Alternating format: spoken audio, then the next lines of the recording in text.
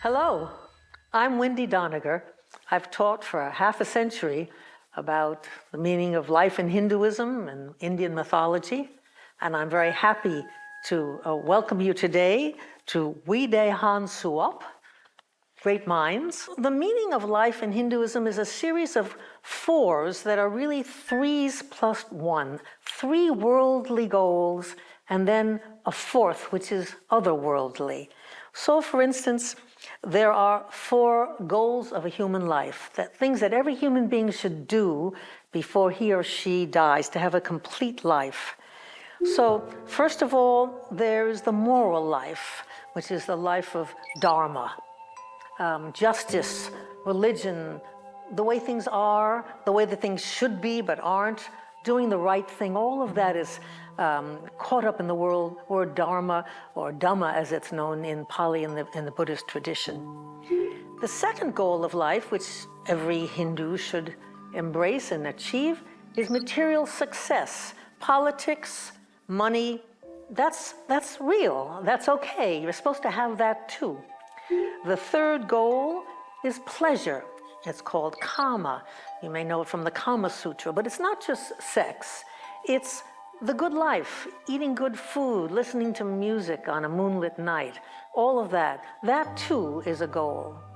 And for a long time, Hinduism was a religion that had three goals. And three is a very magical number in Hinduism. There are a lot of threes. And that was enough. Then something happened in about the 6th century BCE, at a time when Buddhism was also growing up in India. And the three goals, which are rather worldly, were challenged by the idea of a spiritual goal: moksha, release, emancipation, all sorts of different words, nirvana, the Buddhists would call it.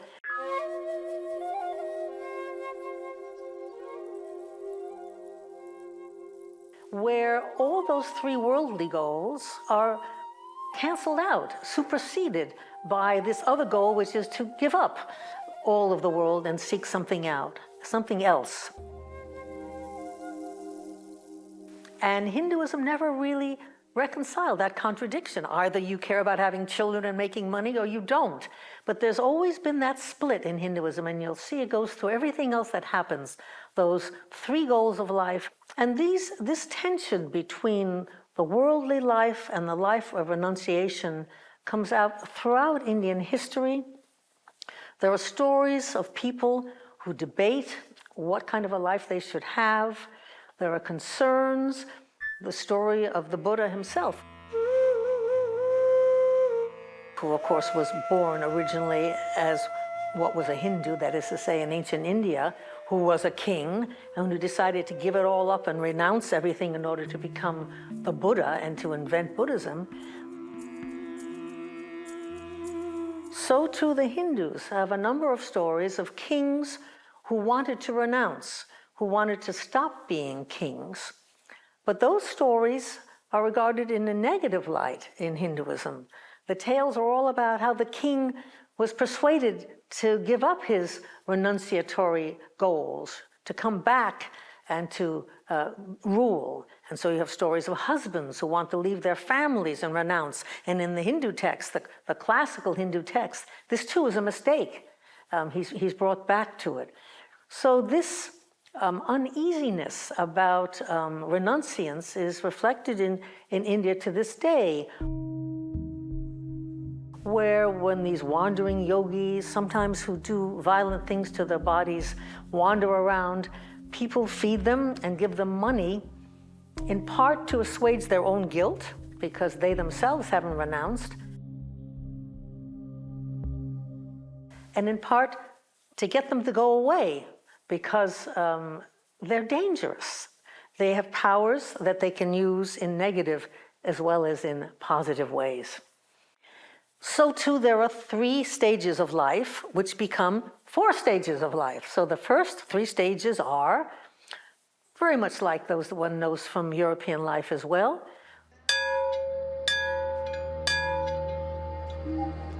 First is becoming a student, and if you're a religious person, that means studying the religious texts, learning Sanskrit, the language of ancient India.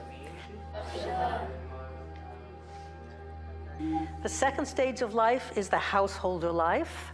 you marry, you have children and grandchildren and so forth. The third stage comes when you have grandchildren, or sometimes they say when you see the first gray hairs on your head, and then you're supposed to become a forest dweller. Which means you go with your wife, you don't give up normal life, but you give up luxury. You live very simply, you think about religion, you prepare for dying, really, and that was originally the last stage. You simplify your life, you hand over the business to your son and so forth. But then once you had this fourth goal of life, this goal of emancipation, the fourth goal of life then was called renunciation, where instead of just going to the forest, you gave up everything and wandered as an ascetic. And very few people took that fourth stage. Most people were quite content to die after they had their grandchildren and live in some comfort. But there was always that shadow, that temptation, the feeling you really ought to be doing that. And for that reason, Hindus have always honored those relatively few people who took that fourth goal and gave up everything and wandered naked, begging and just eating what they could beg from the sannyasins, the renouncers. So the fourth stages of life then are really 3 + 1.